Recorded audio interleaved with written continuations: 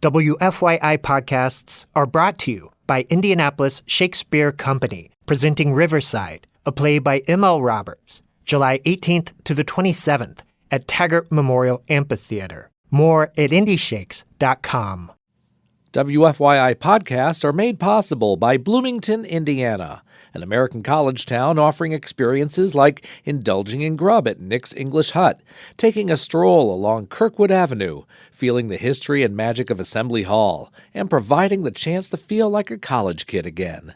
Plan your trip at visitbloomington.com. This is Small Studio Signal Boost from WFYI.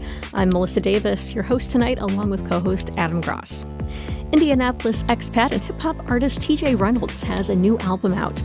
The appropriately named A.I.L.P. was made using AI backing tracks along with Reynolds' own vocals and lyrics. Adam has a conversation with him about his creative process and his decision to use AI, and we'll hear songs from the new album.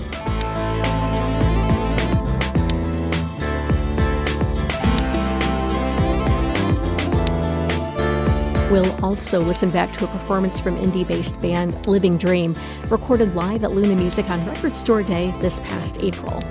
Stay with us for an hour of new music from Indiana-based artists here on Small Studio Signal Boost.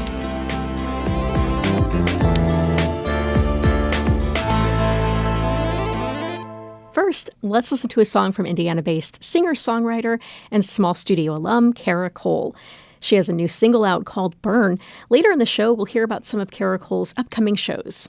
But first, let's listen to Burn from Kara Cole on Small Studio Signal Boost.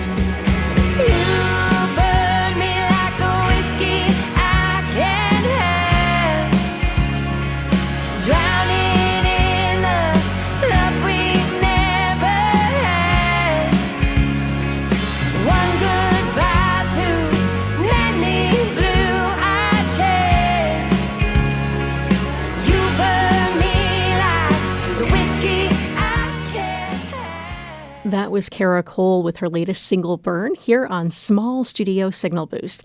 And I have another single from Small Studio alums. This one is from indie-based rock band Cairo Jag. They're playing shows here in Indiana this month and next before they head over to Europe for a tour. Sounds pretty cool. Let's listen to their new single, This Is Tides, on Small Studio Signal Boost.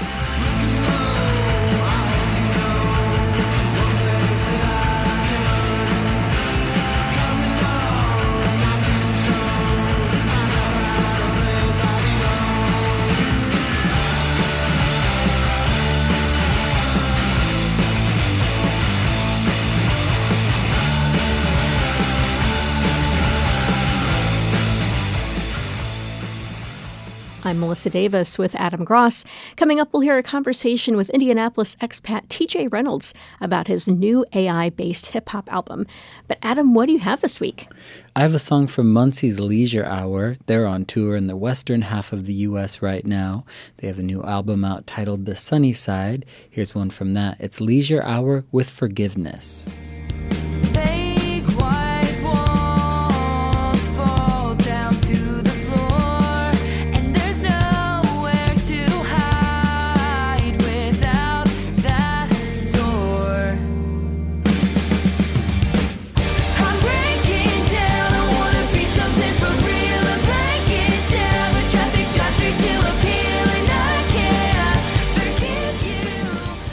You're tuned to Small Studio Signal Boost.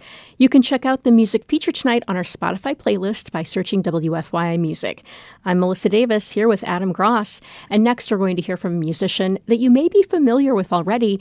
He had a whole album on an NPR sort of concept album several years ago. This is TJ Reynolds. Yeah, true friend of public radio. Yes. So last week I played a song from TJ Reynolds' new album titled A.I.L.P. It's a hip-hop record featuring his voice and lyrics, but all of the backing tracks were created using AI software. I think it's a really well-done record, and since AI and art is such a hot topic right now, I wanted to bring him on the show to talk to him about it. We'll get into the interview in just a moment, but first let's hear a track from the album. It's TJ Reynolds with All City. Just from tagging up your name, you can earn a little bit of fame. Going all sick, hit up every window pane on the train. You're just marking your terrain. They got a problem when you leave your mark on it, until they get to use it for their marketing. First you need an alias, what will your tag be? Then you need a throw up and one that's all fancy. Make it so ubiquitous, everyone can see. Everywhere that they turn, there your hands be. But keep anonymous. Yes. TJ, thanks for coming on the show. Absolutely. So you're from Indiana originally, but you live out on the East Coast now in the Boston area. So for people that didn't know you when you were here, can you talk a little bit about your history in the Indianapolis music scene? Yeah, I started out in hip hop and kind of branched out from there. But something I was always into was live band hip hop. So as much as I collaborated with other MCs, I collaborated with a lot of musicians. So that was always a lot of fun. And yeah, I used to run a all ages venue community center there called United States of Mind, and a lot of people that kind of came through those doors I get to see in kind of positions of power in the Indianapolis art scene. So it's really beautiful to see and to come back and have those connections from seeds that were planted. I went to Butler, and the first week of school, I made some friends, and we found United States of Mind. Oh, that's awesome. And we were like, wow, this place is so cool, and we can walk to it. And it was really an exciting space for me as a new Indianapolis transplant. So thanks. Yeah, that's awesome. And I think that's really cool because it's like we had neighborhood kids and, like people from all over the city, people from Butler, and it was a real mishmash of people. Yeah. And I think that's what made it what its real strength was, its core strength. So you're still making music out there on the East Coast, and you just released a new album that's both musically pleasing and conceptually interesting. You used AI-generated beats for the music beds for all 16 tracks on the record. What fueled your decision to use AI for this album? It's something that I've been thinking about a lot, and what its place is in creativity, how it cannot just replace creativity, but help us enhance our own creativity. So I was thinking about ways to do that, and I was exploring a few websites that an engineer educator of mine told me about. And at first I thought it would be interesting to replace my voice. So I started trying to do that, but I ended up just exploring how these algorithms made hip hop instrumentals, and kind of found something that inspired me within that. So I ended up, the voice is really the human thing in it, and the music is all generated by AI. And it wasn't just AI doing all of the work, though, right? I mean, you have to prompt it. I'm assuming there was a certain amount of prompting, rewriting prompts to get the software to match what you had in mind? Oh, yeah, definitely. I think the majority of things that it spit out to me, there was something about them that didn't work, whether it was like the key didn't work, or like something clashed in it, or it just didn't sound right, or it just didn't have any kind of soul to it. So, it was usually about a sentence prompt that I tried to keep more in general, kind of musical styles, an era, a time period, and sometimes instrumentation. And I would make 10 beats with this prompt and tweak it and make 10 more. And I made thousands of beats over this process, and, was able to whittle them down to, about 30 songs that I ended up writing. And so that process of losing some of the preciousness in the creative process was freeing to me for my writing. It freed up that aspect of it.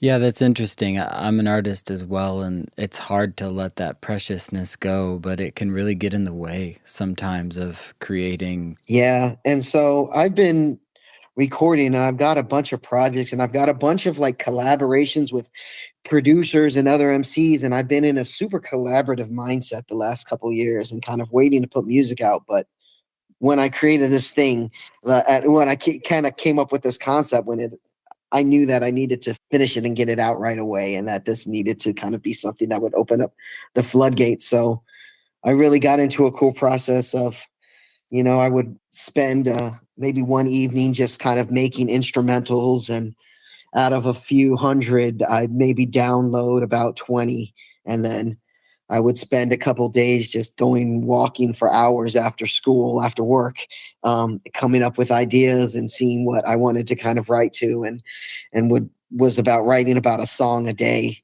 in that process. And so the whole album came together in less than 5 months from me discovering kind of these websites to the album being out. Wow, that's still a lot of work, though. I mean, that's like a decent chunk of time. It's not like you had it easy. I mean, thousands of tracks to sift through. Yeah. No, and I think maybe I have a work ethic that is maybe more intense than some people. So maybe it sounds easy to go and just write a song a day, but I think it was also, there was an excitement about the speed of it, and being able to have a collaborator that kept up with me creatively in a way. It never gets tired, huh? No.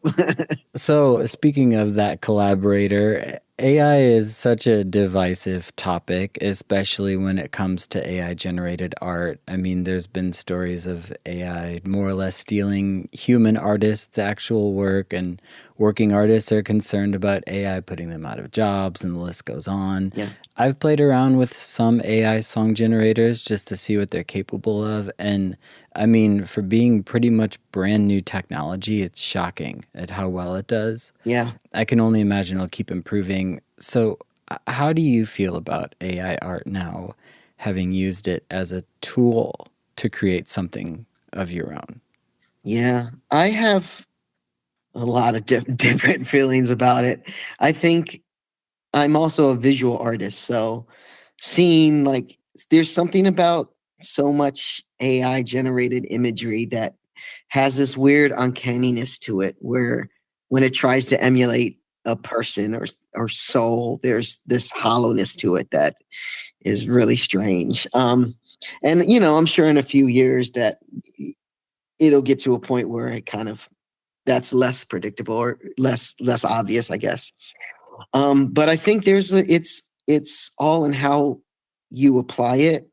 And I think a lot of the kind of legality and the issues of people's copyrights is something that needs to be worked out, but that's something that will be worked out on the corporate level, not on the on my level, on my creative side. Mm-hmm. I think about it a lot, kind of like how the birth of hip hop, and how so much of it was birthed out of oppression and the lack of having actual creative tools to work with. So if the forefathers of hip hop worried about getting permission to create graffiti on a wall, or getting a blessing and clearance to sample something, it never would have happened. Yeah. I think that legal side is important, and it's important that artists and creative people should be able to opt in or opt out of their work being scrubbed.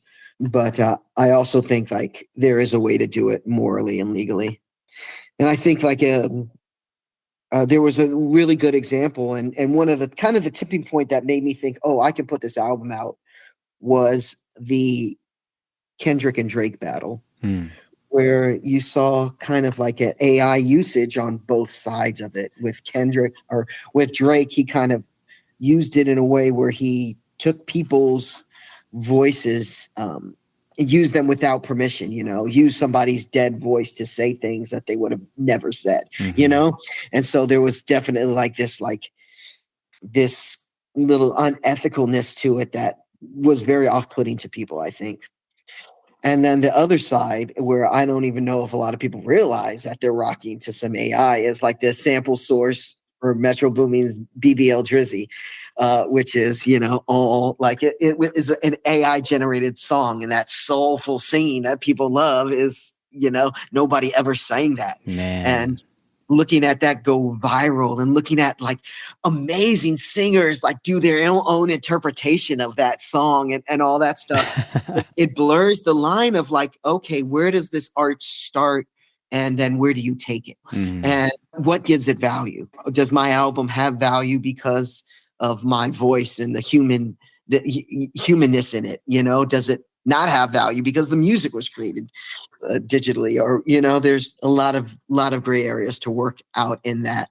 But it just kind of comes down to, are we willing to be emotionally moved by things that are created by computers? Yeah, I think to a certain degree we don't have a choice. Like, Yeah. I mean, you're emotionally moved by what you're emotionally moved by. And like you said, we're going to reach a point soon, we're already there, where you don't even know that the thing you're getting down to is not made by a human, or wasn't initially conceived by a human, or whatever.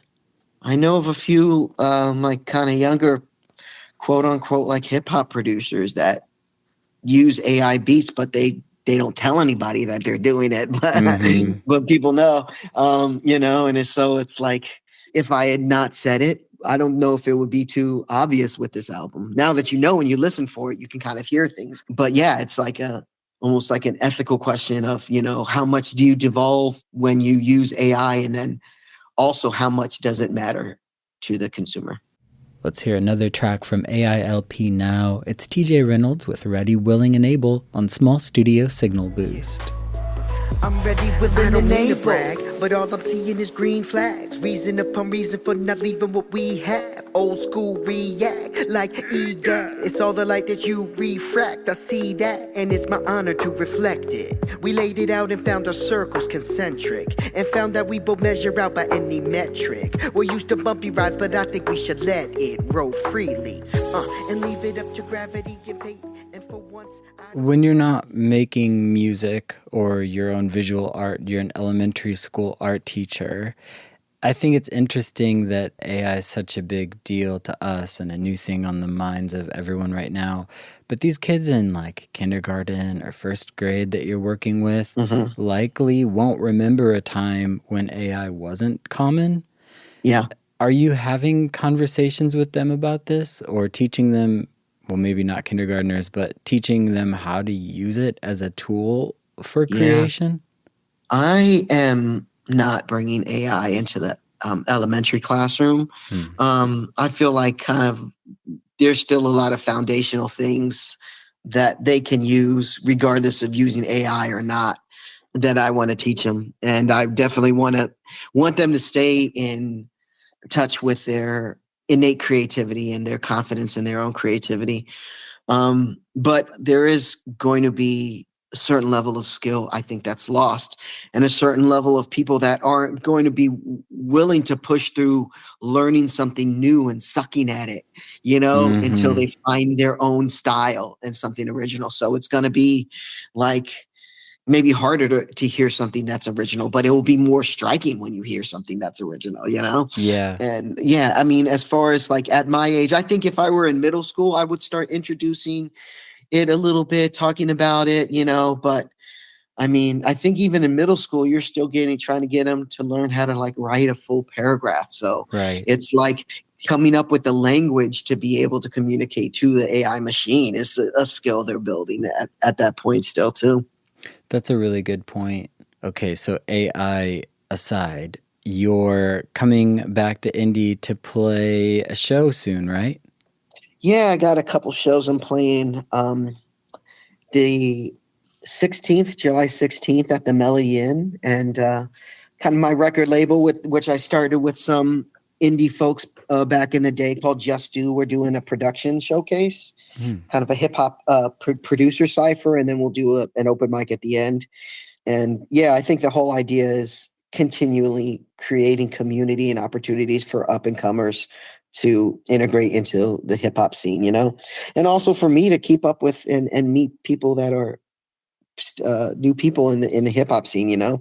I want to keep collaborating. So yeah, so that's, and then the 18th, July 18th, I'm the featured performer and producer at Lyrics and Libations, which is like a hip hop open mic. And I believe that's at Sound Space. Awesome. Sounds like a couple of good events. So where can people keep up with you online or hear more of your music? Yeah, you can find me on my website. It's tjreynolds.net. And then you can find my Instagram, TJ Reynolds Art, and it's TJ Reynolds on all the streaming platforms. So, follow and keep up, because I'm going to be putting out a lot of music. And this is probably the only AI related project for the foreseeable future. You're not doubling down. No. There was one song that I didn't do on this project that was like more of like a ballad, and I sent it to my sister, and she was very wary of me doing an AI album. She's a musician, and she gave me one of my favorite compliments, which was, "I hate how much I love your album." But I sent her a copy of this song, and she was like, "Oh, I want to sing this song. Can you replace the music?" Okay, let me do the exact same thing that AI did here for you. So, but that's great. Yeah. Well, thanks so much again for coming on and chatting with me. Yeah, I appreciate it. Definitely. It's been good. Thanks, TJ Reynolds, for that interview. Coming up, we'll hear a live performance from Indianapolis-based band Living Dream. We'll be right back with that after the break on Small Studio Signal Boost. WFYI podcasts are brought to you by Indianapolis Shakespeare Company, presenting Riverside, a play by M.L. Roberts, July 18th to the 27th at Taggart Memorial Amphitheater. More at indieshakes.com.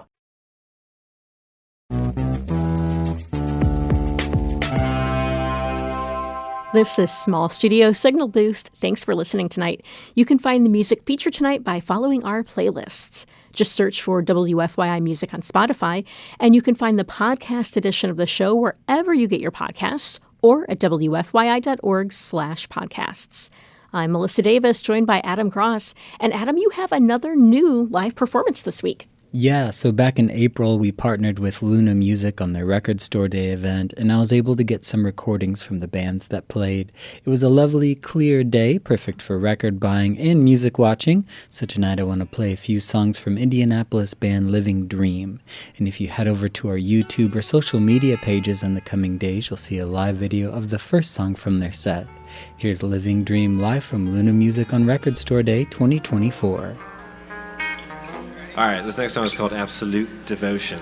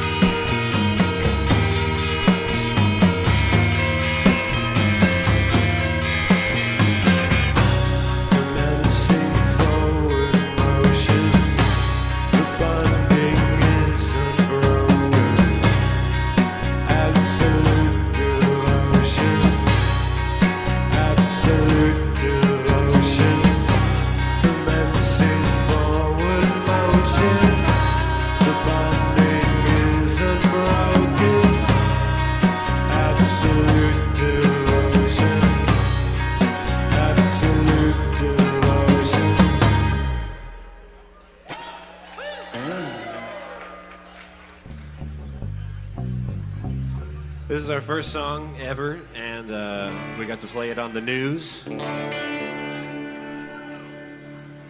It's called Your Favorite Song.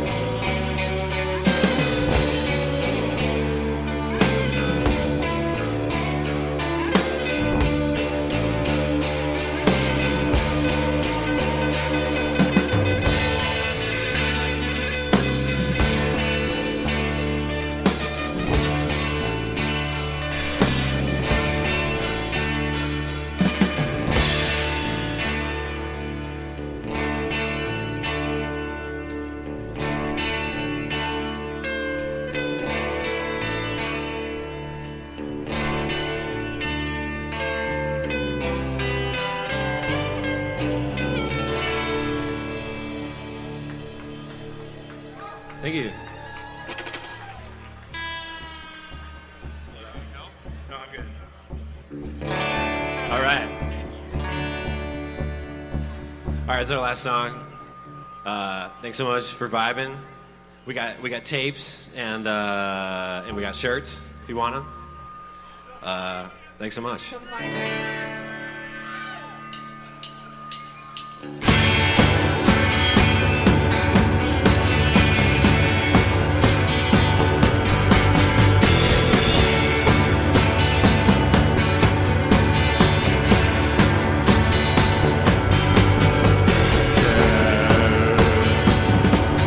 Not to fade away.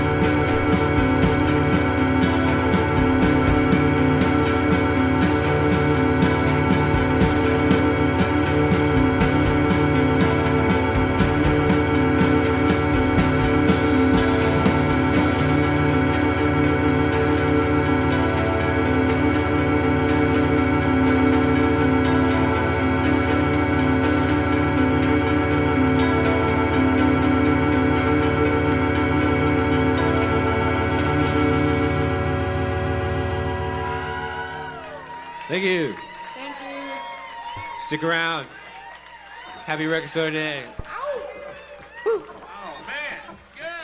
Thanks, Living Dream, for letting us record that performance, and thanks to Luna Music for having us. And Adam, specifically, thank you because you mixed and recorded the entire set, and it sounds fantastic. Oh, thank you. Yeah, it's always a fun and a challenge to record and mix live sets, but I love it, and I really appreciate that these local artists and venues are letting us come out and support them and be a part of it. It's awesome.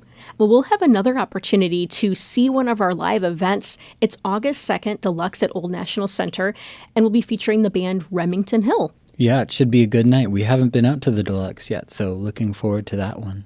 And we have more live events. Adam, what do we have? Yeah, so as he mentioned during the interview earlier in the show, TJ Reynolds is coming back to Indy for 2 shows. The first one is at the Melody Inn with a real all-star lineup. Alongside TJ, expect to see sets from Clint Breeze, Defame, Devin Ashley, and Mike Graves. That's on Tuesday, July 16th at the Melody Inn. And then he's the featured artist and producer for Lyrics and Libations at Soundspace on July 18th. Then the next night, Friday, July 19th, Everything Now is playing a show at Square Cat Vinyl with touring act Ryan Davis and the Roadhouse Band, and one of my bands, Fantastic Shams, will be playing as well. Nice. Yeah. Well, I have a small studio alum show collection here. So we started off the show tonight with Central Indiana-based singer-songwriter Kara Cole. You can see Kara Cole live at Hi-Fi Annex on Thursday, July 11th, and then at Gather 22. Gather 22 is here on the near north side. That show is Saturday, July 13th. You can also see Cairo Jag live at Healer before the band heads over to Europe. That show is Saturday, July 20th, again at Healer. And small studio at home alum Mariel Sellers will play at Driving Wind Farm as part of the farm's new Friday concert series. That's Friday, July 19th at Driving Wind Farm at 6 p.m. on the northwest side of Indy. That's the latest in Indiana music. Be sure to follow your favorite artist on social media for updates and info. This is Small Studio Signal Boost. Adam Gross and Roxana Caldwell created our show. This episode was produced by Adam Gross and me, Melissa Davis. You can check out the podcast edition of the show wherever you get your podcasts or at WFYI.org. And you can send your music our way to get played on the show at WFYI.org/local-frequency. And we are at our last song of the night. Adam, what do we have? This is Indianapolis-based Tile with Warmth. Have a great night.